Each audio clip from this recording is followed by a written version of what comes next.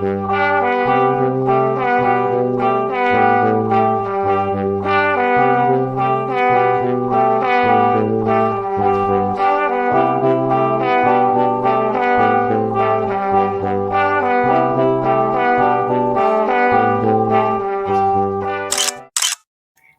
querida, alegria do encontro.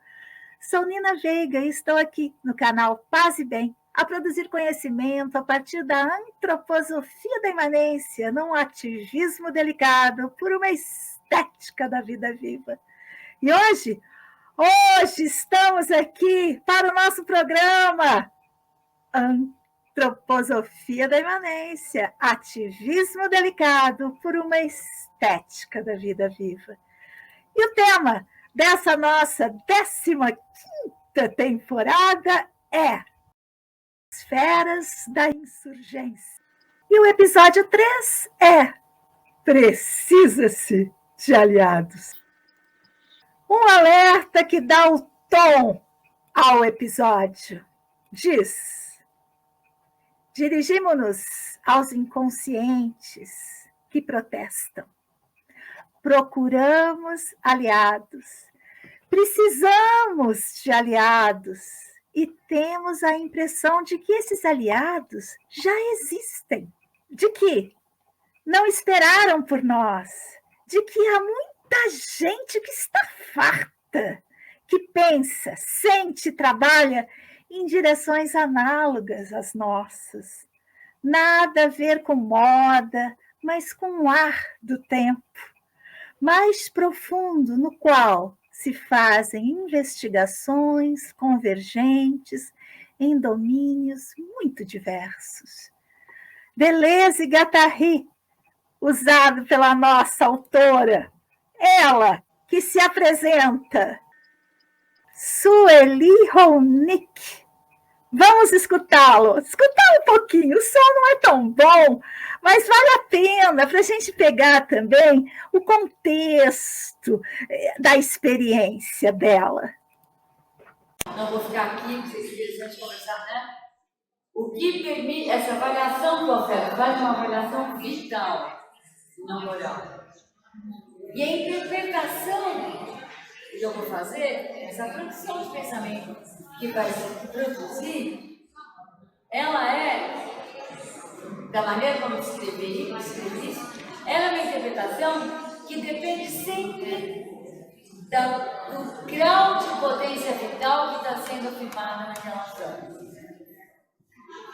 Então, é que o Nietzsche chamava de perspectivismo, quer dizer, a verdade sempre de uma perspectiva de verdade absoluta, porque a verdade sempre ela é produzida desde uma perspectiva, desde um determinado grau de vontade de potência, ou seja, desde um determinado grau de afirmação da potência vital como esse processo de criação e diferenciação. Então, se eu estou com a minha potência vital pequena... Ela é incrível, não é? Tem as nossas colaboradoras. Temos colaboradoras, aliadas neste programa. E, como vocês sabem, eu coloquei lá um chamamento no Instagram. Para quem não me segue, começa a seguir aí, Nina Veiga, JF, Juiz de Fora, JF. Dulcineia Pinto, me fez pensar, escutando o áudio que ela enviou. Uma ênfase do capítulo, o inconsciente colonial capitalístico, que chama o capítulo que a gente está lendo hoje.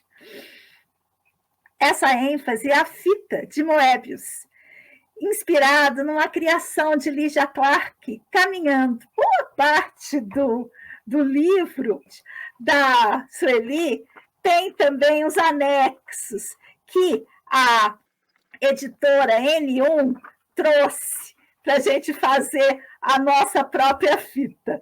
E essa fita de Moebius é uma máquina lógica que quer tomar como metáfora o nosso psiquismo, nesse inconsciente capturado pela máquina colonial capitalística.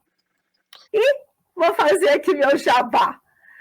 Dulcineia Pinto, lá de Porto, Portugal, e eu, aqui em Juiz de Fora, Minas Gerais, fazemos um podcast quinzenal que está no meu canal do YouTube, Nina Veiga. Já se inscreveu lá? Se inscreve também. Vamos ampliar os nossos pontos de contato. E a escritora, vou chamá-la assim, porque ela escreve, ela lê e escreve, sabe? A Olivia escreve. Ela escreveu para mim assim, ó. Oi, Nina, dando um feedback sobre o texto da Sueli, terceira parte, que a gente dividiu o livro todo para ler juntas. Ela diz, essa parte é a mais difícil, e é mesmo. Nossa, é muito difícil, eu já li várias vezes, e longa. Daria mais de um episódio, mas eu resolvi que a gente dá conta de chegar até onde a gente chegou. Não terminei ainda, mas até onde cheguei, o ponto alto aqui para mim foi a descrição do processo da Lydia Clark com a fita de Moebius. O texto está no nosso site, lá na nossa página, onde tem todo o acervo aqui do Paz e Bem. Vale a pena vocês lerem pelo menos esse capítulo. A experiência da criação, diz a Olivia para mim pelo WhatsApp, a partir de qualquer coisa, buscar o original a partir de si, como forma de resgatar a pulsão e ser pensante sobre o sistema em que nos colocamos. Ela escreve bem, e agora eu vou ler, porque eu não resisto, sabe?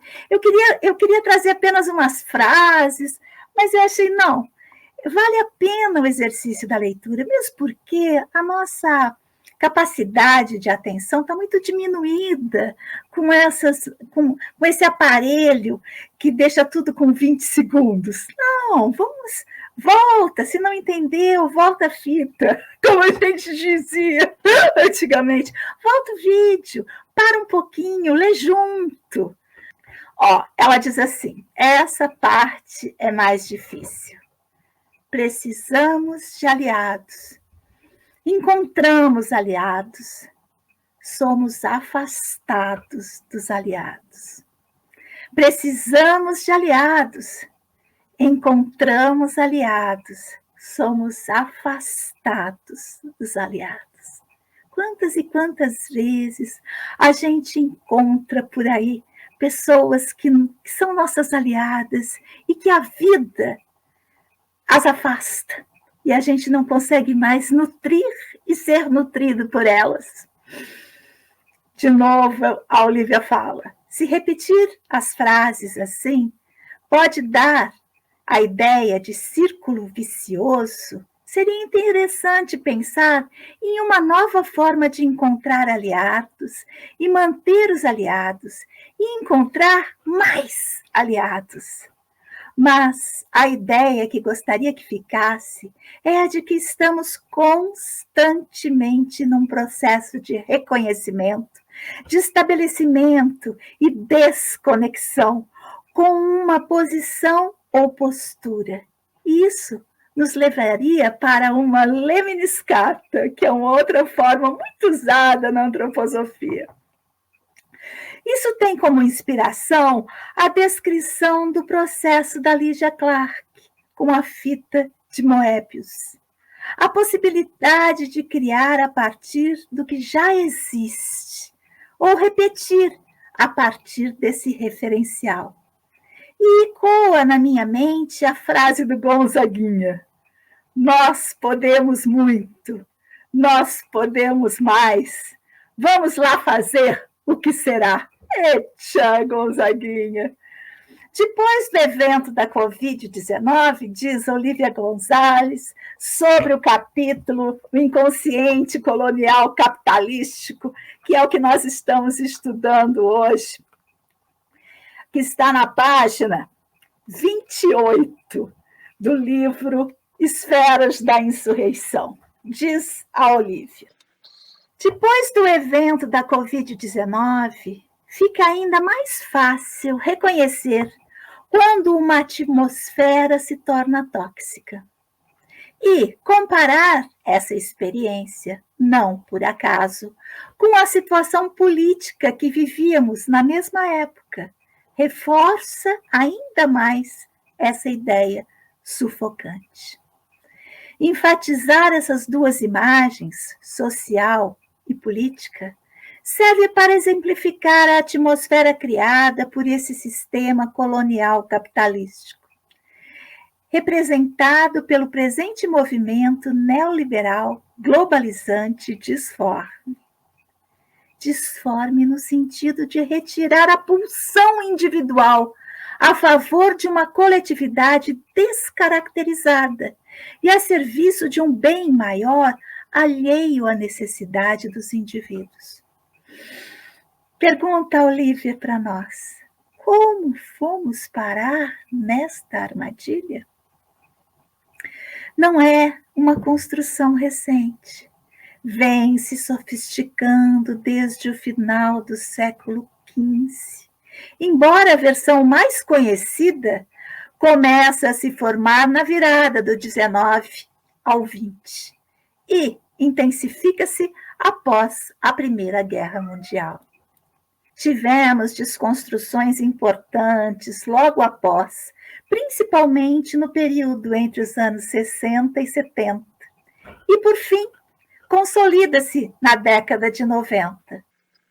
E penso aqui que, se por um lado a chamada contracultura dos anos 60 foi um chamamento para repensar valores e costumes, se contrapondo foi também a época em que as ditaduras tiveram seu auge na América Latina e mesmo na Europa, em Portugal e Espanha, para falar do que está mais perto de mim, diz Olivia Gonzalez.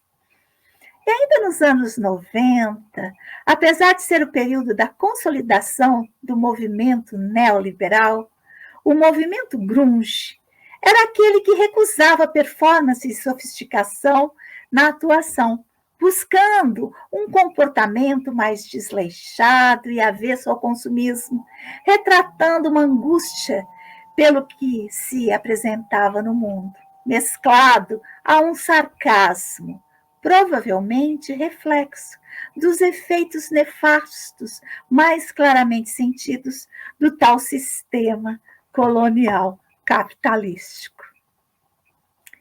Esses e muitos outros movimentos vão irrompendo com a intensidade equiparável à da violência do regime que os desencadeara, provocando uma desestabilização temporária da tirânica onipotência desse regime.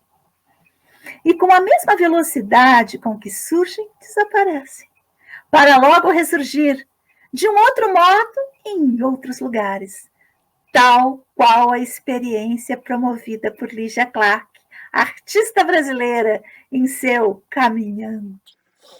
Em sua investigação sobre a fita de Moebius, a artista reconhece que a obra, propriamente dita, é o acontecimento dessa experiência, de encontrar um novo modo de atuar sobre o mesmo, ou a mesmice. Mas é possível agir para repetir o mesmo.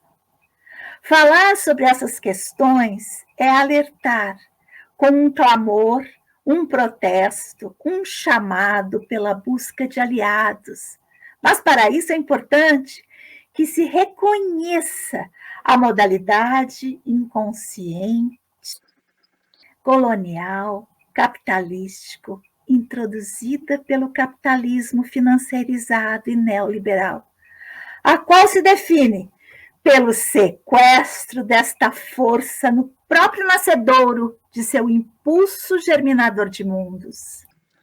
Isso nos leva para o reconhecimento das formas e forças que atuam entre coletivo e individual, e que merece uma investigação que só pode ser feita no campo da própria experiência subjetiva, deslocando a política de produção do pensamento próprio a essa cultura, ativando sua medula vital e sua habilidade de desarmar as configurações do poder.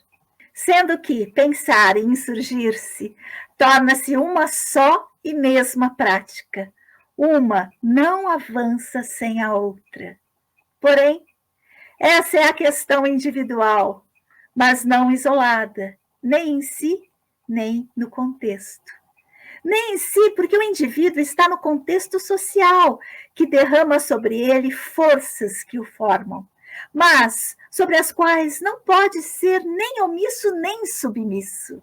Porque se assim fosse, como na experiência de Lygia Clark, seria o equivalente a fazer o mesmo caminho, sem criar nada, agir para repetir o mesmo.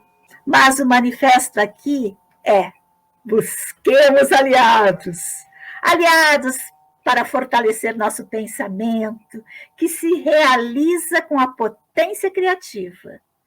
Para fortalecer a potência criativa, que precisa se embasar e ser compreendida no pensamento, na subjetividade entre formas e forças. Temos a configuração daquilo que quer manter-se e daquilo que quer modificar-se. Essa dinâmica que sustenta o mundo, essa dinâmica tensionante, é o inconsciente pulsional, que, ativado por gatilhos, leva ao desejo de agir numa direção e sentido, buscando contornos para a subjetividade. É exatamente quando o desejo de agir é convocado a agir que se definirão suas políticas e aquilo que as distingue, as quais correspondem a diferentes regimes do inconsciente pulsional. Diz Olívia para nós: eu mesmo estou querendo fazer um manifesto. Não podemos apenas pensar, reconhecer racionalmente o processo. Há que se ativar a potência da criação em nós.